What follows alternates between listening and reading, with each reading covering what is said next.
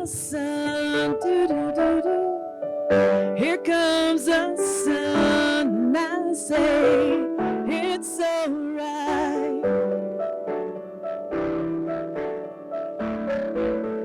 Little darling, it's been a long, cold, lonely winter.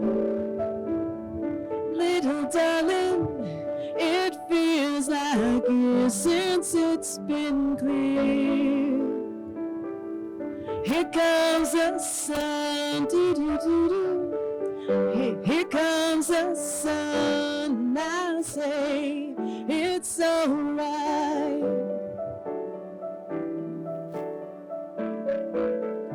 Little darling, it seems like years since it's been here.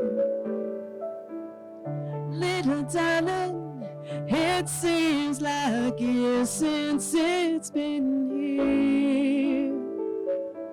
Here comes the sun, do do do do. Here comes the sun. I say it's alright.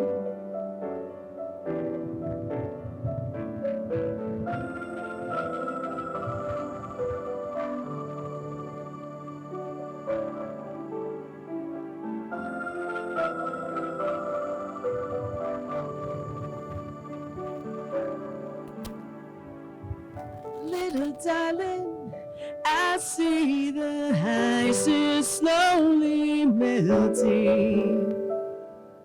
Little darling, it seems like years since it's been clear.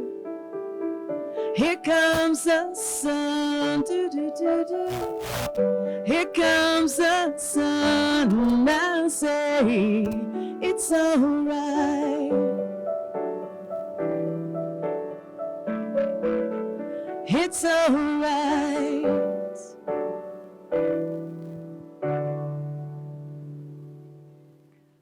Yay!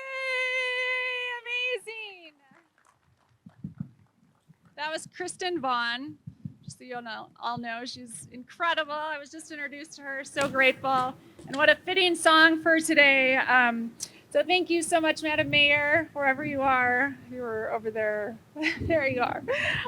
The governor's office, city council, Senator Cortez's office, and other mayors that have issued proclamations for hope in the community. It's an exciting day for me. I'm really grateful for all that everyone has done in the community for activating hope. And thank you so much to Reno City Center, Daniel Brown and Philip Olson for sponsoring this. The amazing mural. It's been quite the project. And JC for being on every detail with a smile. It's just been a pleasure to work with you. Also, thank you to Henry, wherever you are, who actually measured this mural with me months and months ago, all the way to the top. You've been keeping me focused on hope along the way, and I really appreciate that. Thank you too for this amazing windstorm that where we almost canceled, but I was like, I'll do anything for hope. So thanks for Anthem for believing in hope. Anthem has been a great supporter of this work. We could not have done it without them, and also the Reno City Police Department. Thanks, Ann at the Chamber, for jumping in. Hope is super important in the workplace. It's a top 4 need of employees, so it's really important that we activate employees on hope. And UNR and the Washoe County School District, you'll be hearing from, and how we're activating hope in the community with them. Also fun to work with the ambassadors who now have hope cards that they'll be giving out in the community to community members, so that when community members feel hopeless, they know that there is always somewhere to go for hope. Oh my gosh. And my mom's here. I have to give a shout out to my mom, who's been on this journey with me. I've been doing work in global mental health for 18 years and got really focused in hope about 10 years ago. So she's been an incredible supporter. And then last but not least, where's Haley, our amazing muralist? Yay! Yay! Oh my gosh, so grateful. What a journey it has been with you. So let me see. Yes. I think our journey to these murals were power to the testament of hope. We had so many roadblocks. We almost gave up so many times. And we practice what we teach about Shine for Hope. So stress skills, how do we manage that stress response? We pet animals. I went out hiking with horses. We practice our happiness habits to stay healthy in times of stress. We took inspired actions always. So anytime we hit roadblocks, we took the next best step to hope. We nourished our networks. We really supported each other and we were open with each other. And when we needed a break, we took a break. And then we eliminated challenges, which are those thinking patterns that get in the way of our ability to hope. Hopelessness is growing at unprecedented rates around the world. There's a recent survey, 50% of young girls feel hopeless on a regular basis. And yet they're never taught what hopelessness is and how to get to hope. And so Reno is the first city that's really activating that message and teaching how do you manage hopelessness proactively so that no matter what life brings, you can always find your way to hope. So that's really what we're here today. We're here to learn how the community is activating hope. We have a Hopeful Cities playbook, which I just gave to Grant. I was going to show it. There it is. It's our first draft, and there will be many more iterations to come, but it's going to be kind of a global manual for hope. So I'm really excited to be here today and excited to share all of our amazing speakers with you. And then, so Dr. Stephanie Woodard is next. Thank you, Catherine. Good afternoon, and thank you for having me. My name is Stephanie Woodard, and I serve as the Department of Health and Human Services Senior Advisor on Behavioral Health. I am honored to join you today on behalf of Governor Sisolak to celebrate this exciting initiative that shines a light on the importance of hope for ourselves, for our families, and across our community. We have all faced challenges throughout the pandemic and have had to cope with issues we may never have imagined. But the pandemic has also given an opportunity to create and enhance some wonderful programs and opportunities for our state. We have been fortunate to receive federal funds to be able to use them to develop and support programs that will be transformational for Nevadans. At the governor's recent Healthcare Provider Summit, we heard about the needs of providers to support those facing mental health crisis, to ensure they receive the care they need in the most appropriate settings. In Nevada, we are building a system to ensure those who need someone to talk to, someone to respond, and somewhere to go have what they need when and where they need it. At the summit, Governor Sisolak announced his plan to make a $20 million investment from American Rescue Plan Act funds for Nevada's crisis stabilization centers. This funding will allow Nevada to develop the infrastructure needed for emergency behavioral health centers in Nevada, available 24 hours a day, 7 days a week. As many of you know, in July, the hotline for 988 will be going live. This will be available nationwide and in Nevada to provide life-saving suicide prevention and crisis services. We've also been fortunate enough to recently receive an additional allotment of American Rescue Plan funds from the governor's office, specifically to develop Nevada's 988 Crisis Call Center and Crisis Care Traffic Control. This means that for many Nevadans experiencing crisis, seeking support will be able to begin with a call to either 911 or 988. The goal of the 988 line is to enable a seamless experience to meet the behavioral health needs of Nevada's communities. The crisis response account has been established following Senate Bill 390 that was also signed into law by the governor in 2021. This will provide sustainability for the Crisis Call Center and crisis services ongoing for Nevada. Fully funding the 988 Crisis Call Center and Care Traffic Control will create a fully functional system that can deploy resources to Nevadans in crisis, mitigating serious consequences that result in negative and sometimes fatal outcomes. All of these funding opportunities and supports work together to help Nevadans, but it would not be possible without the compassionate care of those in attendance today. Our many partners statewide who work day in and day out tirelessly to support those in need. Earlier this month, we announced the distribution of funds to our community organizations focused on building direct and preventative services in our communities. $43 million will be distributed to more than 40 organizations to support programs related to criminal justice reform, crisis stabilization, suicide prevention, treatment services, and many others. These are just a few of the efforts currently underway, and today's celebration is one more piece of that puzzle as we come together to support our communities, provide hope, and provide help. Again, I am honored to join you today and represent Governor Sisolak. He is committed to efforts statewide to support the mental health of all of our residents. Thank you, and now it is my pleasure to introduce Noelle Mariscal from the office of Senator Cortez Masto.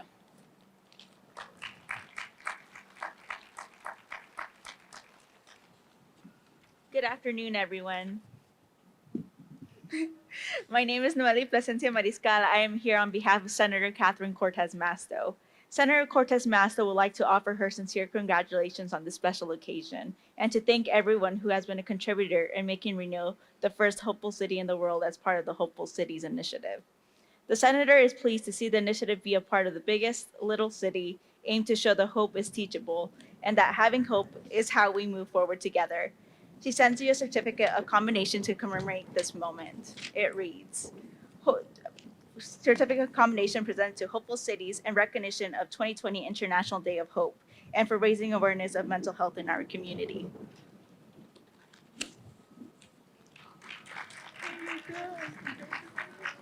Thank you.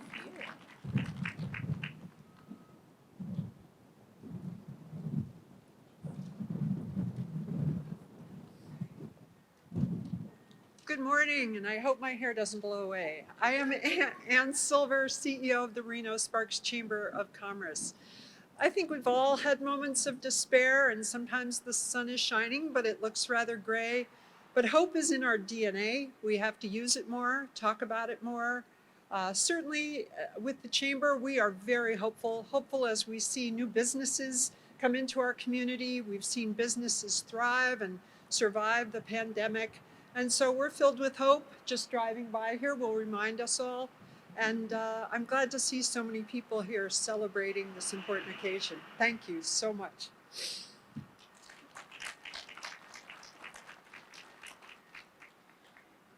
I think my hair blew away a long time ago, but thanks for that memory, Ann. Hi, I'm Par Tolles, and I'm chairman of the board of the Downtown Reno Partnership. I'm going to embarrass you guys. Rainey, ambassadors, can you come up real quick? Come on. Real quick. So I love this message of hope, but I have to say these guys have been giving hope for the last 5 years. They've been the first line of defense for much of the really difficult population that does need help. I can't tell you how many times I've come out or I've driven by and I've seen somebody like Rainey down on one knee, face to face with somebody that needs talk, that needs hope. And I'm just so proud of what you guys have done. And I'm excited that we've got a new van that we've been implementing like 6 months ago, I think, where we've been able to put people that need help, take them down to the CARES campus, take them to the hospital, take them to the DMV. We are continuing to be well-funded, and so we're hoping to expand. We have a 100-block area right now that these guys patrol.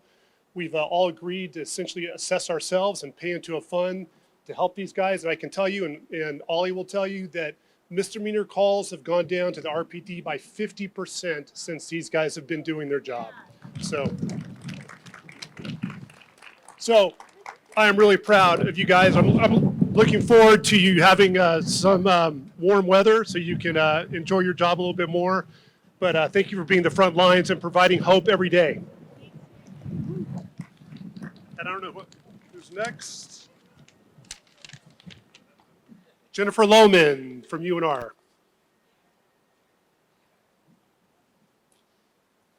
Hello, I'm Jennifer Lohman from the University of Nevada, Reno, and I've been working with Catherine this year to roll out our Hopeful Mindsets curriculum, which is free to all students enrolled. It's online, so they can take the Hopeful Mindsets curriculum wherever they are, and that's really what we hear back from students is that they can start it and they can go back to it. They can practice those happiness habits and identify the stress skills, and they can really start to make small improvements. And you know, in the Hopeful Mindsets curriculum, we really stress that hope is teachable and hope is measurable. And when I look at the comments we get back from students, we see that hope is actionable. They actually feel like they can take some control over their lives and they can start to take small steps to address some of their issues. And it's finals week right now, so hopefully they're putting all of those good habits into practice as we speak and you know, make improvements. And now that we have a fully sort of loaded campus and students interacting, we're hoping that students will bring their friends to the course, and we're just going to keep rolling it out and making that information available throughout the summer, throughout the next year, for free, so we can really get these habits into the students' hands and help them succeed, not only with their degree work, but in life. So thank you, Catherine. And next up is Caitlin Eichelberger from Hope Means, Nevada.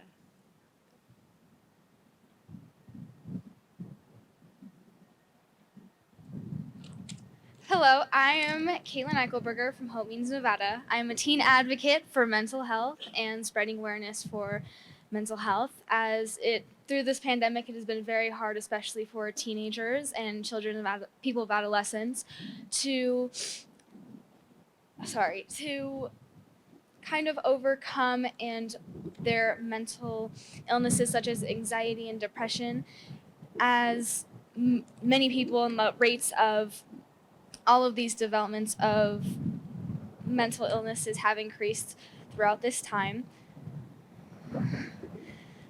That finding hope is very hard, but it is something that is necessary in order to move on. And many teenagers have been scared to reach out for help and and it's almost a cry for help. And so that's where we've seen a lot of issues. And I'm very honored to come up here and speak about mental health as well as hope, because in order to find hope is to look within yourself, as well as be brave and ask for help from people, and especially people who love you and who you love. So when finding that hope, you can go anywhere you could possibly dream and do whatever you could possibly do. All right, thank you so much, and I want to thank everyone who has helped me find hope throughout my crazy life as a teenager. Next is Roger Batten from Washoe Schools.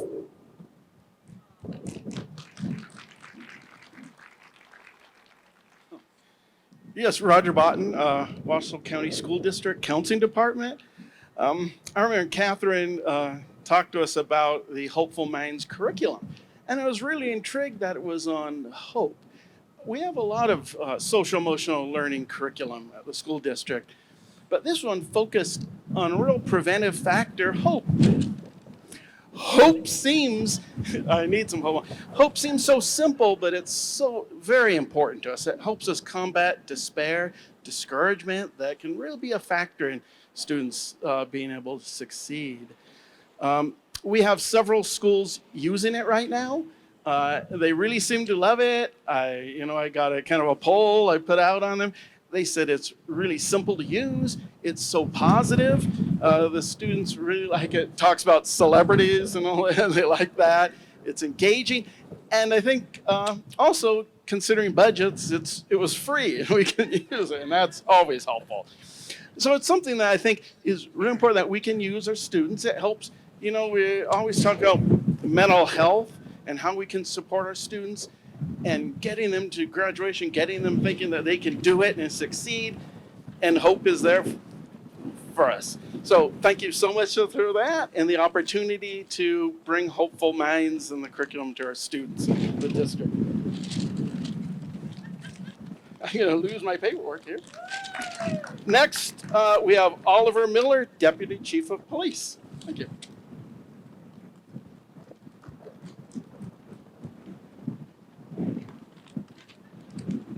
All right, thank you, everyone.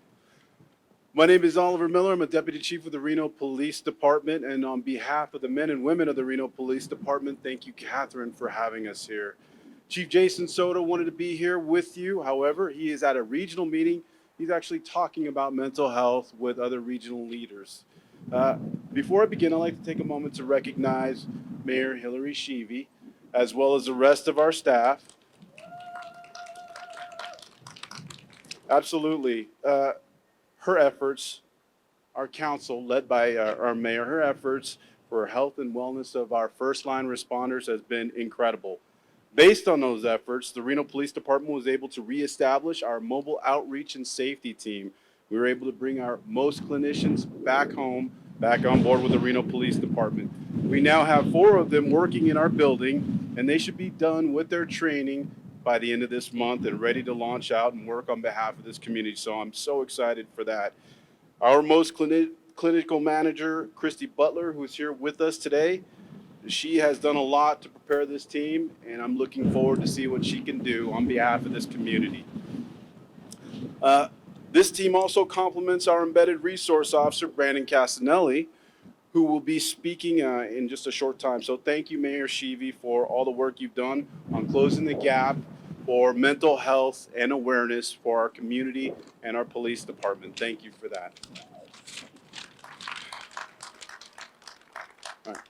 Just a couple of things. May is Mental Health Month, and May 11th through the 15th is Police Week. This coincidence on the calendar illustrates a real fact. First responders we all trust and depend on to serve this community also suffer from mental health cares, and they need to be met. One little known fact is that first responders are more likely to die by suicide than in the line of duty. We also recognize that the COVID-19 pandemic represented one of the biggest policing challenges of modern times. First responders are facing increased workloads as we all adapt to emerging from this pandemic. We also know that the dynamic nature of stress and fatigue are not just limited to first responders. Each year, millions of Americans face the reality of living with mental illness, which is tough for everybody. Excuse me. During this month of May, the Reno Police Department has joined the national movement to raise awareness about mental health. Your Reno Police Department is here to provide support, education, and advocacy through services and programs that support people with mental illnesses.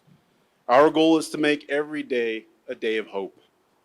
Together, we can realize our shared vision of the community where everyone affected by mental illness can appropriately support quality of care for life, healthy life, and living a hopeful life.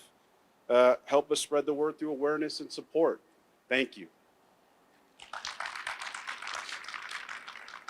Brandon Casanelli. I brought an iPad. My paper's not blown away.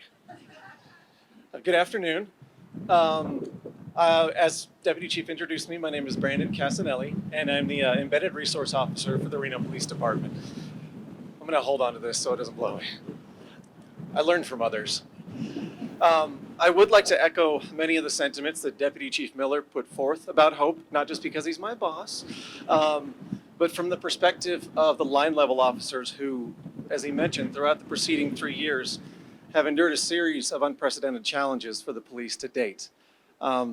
Being an officer of the Reno Police Department and a marriage and family therapist in turn, my role in the department is to help oversee our mental health and peer support programs for both our sworn law enforcement and our invaluable civilian support staff.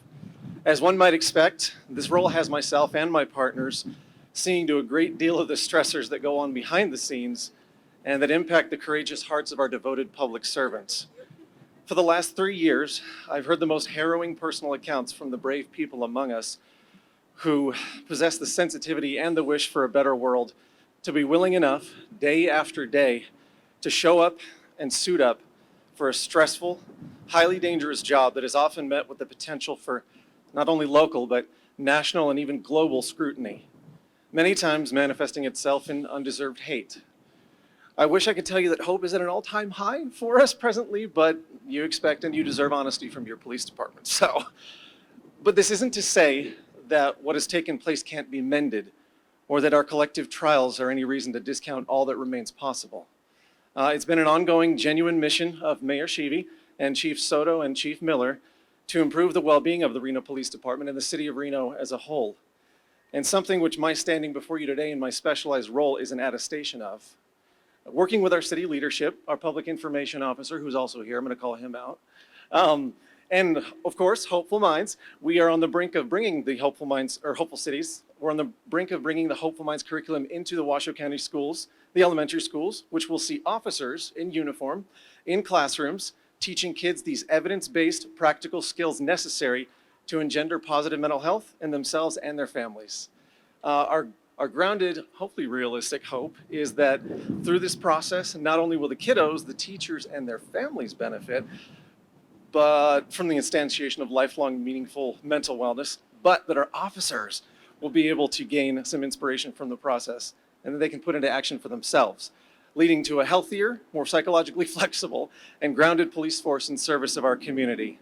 If you would indulge me in closing, I'd like to read a brief poem by Emily Dickinson. I know, it seems strange to hear of a police officer reading poetry, and in public no less. But I'd be grateful to share some words about hope that she authored, which brilliantly capture the concept better than I ever could. She says, "Hope is the thing with feathers that perches in the soul and sings the tune without the words and never stops at all. And sweetest in the gale is heard, and sore must be the storm that could abash the little bird that kept so many warm. I've heard it in the chillest land and on the strangest sea, yet never in extremity it asked a crumb of me." It's my honor to introduce your next speaker, Lisa Bogard, the Anthem Plan Nevada president. Thank you.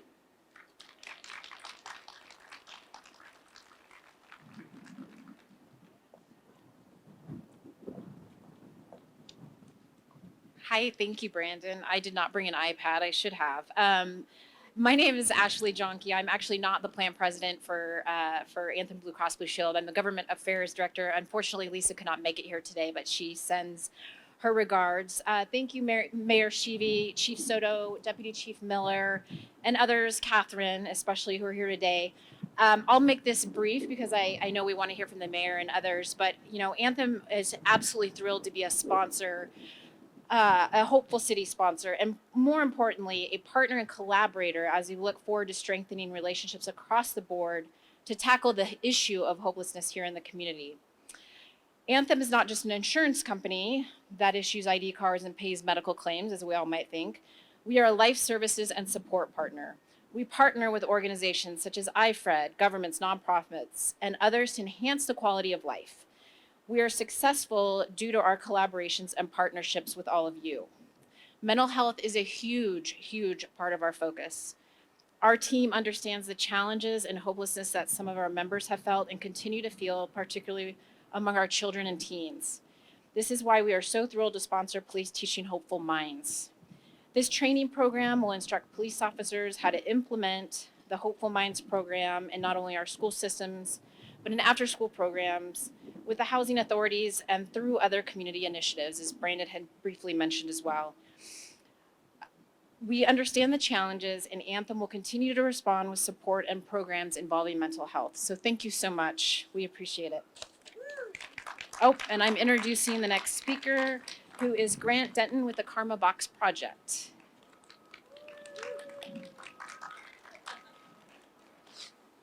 I feel like I'm in a music video.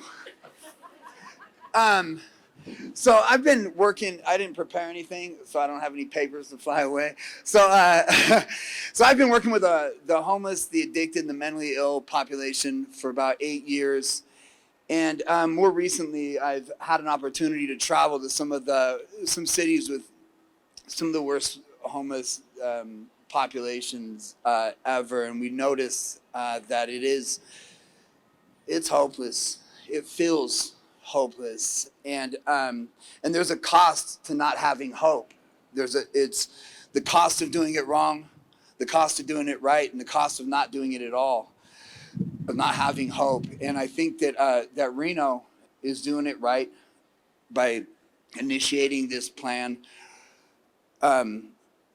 one focus that working in this first of all, thank you, Reno, for helping the Karma Box Project create our outreach program where we're out in the street working with the population day in, day out, just like the ambassadors, the frontline workers, where we're able to have a safe camp to get people in safely to where we can work on a housing program. And one thing we've noticed is that it's our, I call them our pre-sponders, our frontline workers, the guys that are out there on the streets. We call the responders. We're the ones that call the police. We're the ones that call the ambulance. We're the ones that are right there next to the folks. And we know for a fact that in order to be good with working with this population, you gotta love people. When you love people, when people fail, and we often do, we fail a little bit too, and we feel it. And we have a unique opportunity to not only watch a human on the streets deteriorate, but we also have an opportunity to watch them grow. And what Karma Box is committed to doing is to implementing the hopeful curriculum with our employees, so that because our employees, a lot of our employees, and we don't keep that in mind, a lot of our employees are a check or two away from being a client.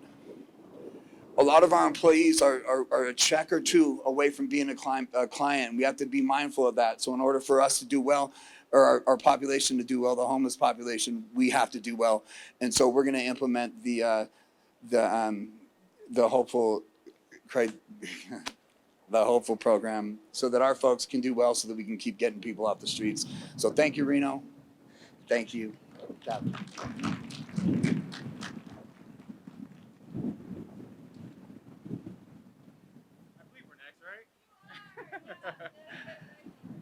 All right, well, thank you guys very much. My name is Daniel Brown. I'm asset manager / project manager of Reno City Center. I'm here with Philip Olson. Unfortunately, Chris Bevore, the CEO of Kai, could not attend today. I know he's going to be really bummed that he couldn't, but he was unable to.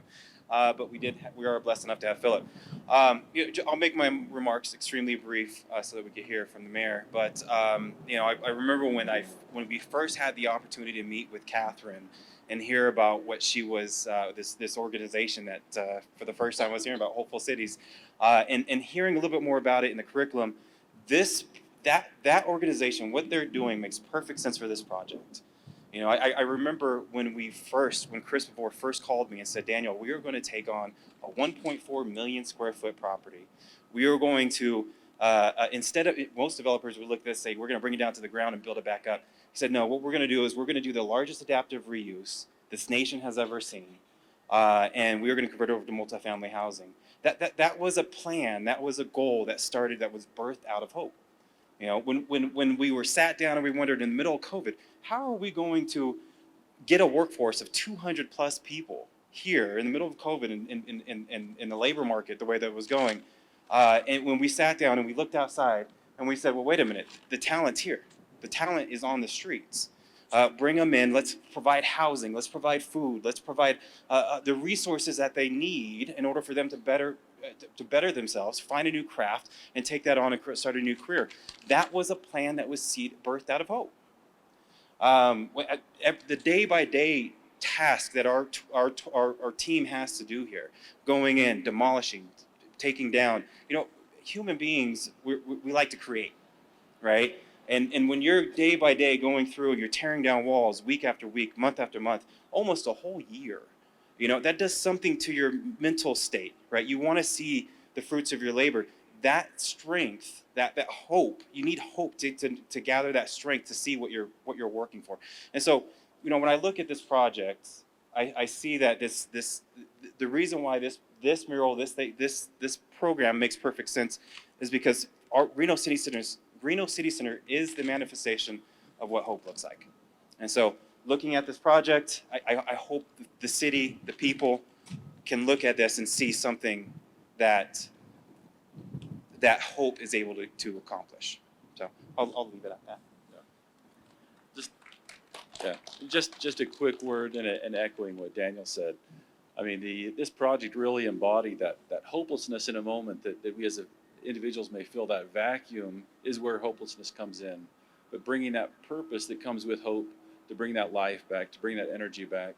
These 2 blocks are the heart of downtown Reno, and to bring that purpose and what's needed in the city is that opportunity for its residents, but also bringing that life and energy back here. We're very proud to support and participate in this program and love the people of Reno.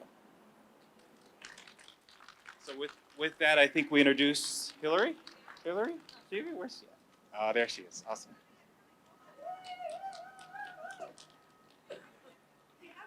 Proclamation somewhere, but it flew right out of my hands. Anyway, you know everything is my fault. So today, if you want to blame me for the wind, go right ahead. I'm going to make this short because I know all of you have things that you need to be doing. But I just want to say thank you so much, Chris and Daniel. Where are you? Where did you go to? This is absolutely beautiful. It would not have happened without CAI investments. Thank you, Park Tolls, for revitalizing our city. Many of you sitting here are my mental health advocates, and we've got something so exciting that we're getting ready to roll out with the state. And Dr. Woodard, I don't know where you went. You're right there. You're amazing. I can't thank you guys enough. Catherine, this is the work of a saint. You know how important mental health is to me and what we're doing. And when she came to me and said, Hillary, we've got to give hope in cities. And immediately I loved it. And we jumped on board. She has done an amazing job. Other cities across the country will have the mayors here in June. We'll be adopting hopeful cities. It's so important to have hope. And when she talked about it, this really made sense to me. Hopefully I won't get blown away. Hopefully. How many times can we say that? Let's have hope that we don't get blown away, right? Terry Brooks is right there saying yes. But think about this. She said, Hillary, hope is like a muscle. A lot of people talk about hope like a wish, like we hope we get to do something. We hope we aspire to do this or that or the other, right? But actually she said, think of it like a muscle, something that we can grow and expand on. And that really made sense to me because it's such a predictor of depression. And you heard, where is she from? NV Hopes. She was amazing. And you got to hear from someone that understands what our youth are going through today and struggling. And again, if you don't have hope, that's hopelessness. And that's what our predictors of suicide are, depression, anxiety, so many different things. And so now more than ever, I keep saying we've got to stop treating our jails as mental health hospitals. It's just got to stop. So this is why hope is so important. Thank you so much, everyone, for being here today. I feel so bad for us. It's good, though. We're going to continue to have hope, regardless, come rain or shine. So thank you so much. We have a proclamation. Terry Brooks, it's on the wall. I think, it's right here. Oh, it's right here. So everyone come enjoy it. We're going to close off with Mr. Terry Brooks. He's going to give you a little poem. It's a quick one. Before we get blown away, come on, Terry, come on up. Come on up. He's a dear friend of ours at the council. He comes and he reads me poems at every city council meeting. We're putting them in a book. And here's his beautiful poem on hope. Okay, take it away. Thank you. Hope can lift us up from the past, and the good hope brings will last. Hope always results in good. It's hope that helps us do what we could. Hope is patient and will encourage us to strengthen up our courage. Hope is strong and makes us able to stand up and be very stable. When we have hope, then we know that our hope will spread and grow. Thank you.